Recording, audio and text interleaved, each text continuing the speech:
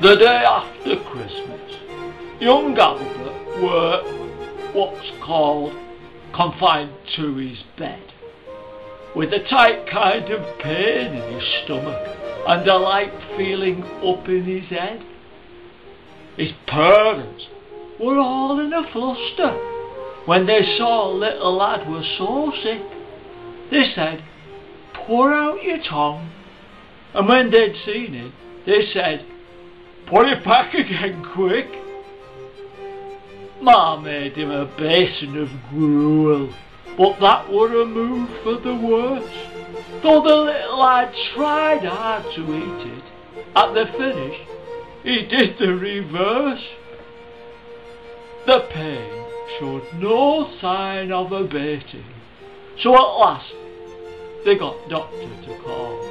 He said it were in the abdomen and not in the stomach at all.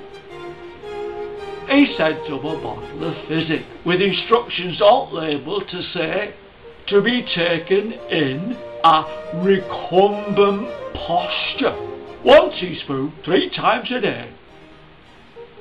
As Ma stood there reading the label, Pa started to fidget about. He said, "Get a teaspoon and dose him before he gets better without." "I can manage the teaspoon," said Mother, a look of distress on her face. "It's this here recumbent posture. I haven't got one in the place," said Pa. "What about Mrs. Lupton, next door here?" "You better ask her. A woman who's bedded 3 husbands is sure to have one of them spare." So they went round and asked Mrs. Lupton. "Aye, I know what you mean," she replied. "I had one on order for Horace, but poor dear got impatient and died." She said, "You'd best try the Co-op. They'll have one in stock, I dare say. Fact, I think I saw one at window the last time I was passing that way." So round they went to the Co-op, and at the counter for household supplies, Pa asked for a recumbent posture, and the shopman said, "Yes, sir. What size?" Said Ma, "It's for our little Albert. I don't know what size he would use. I know he takes 13 in collars and 6s, 4 fittings in shoes." "If it's little lad sizes you're wanting," said the shopman, "I'm sorry to say we never had one at building, and that one was sold yesterday." He sent them across to the tinsmith, who said, "I know what you've in mind. If you draw me a pattern, I'll make one." But Pa left his pencil behind.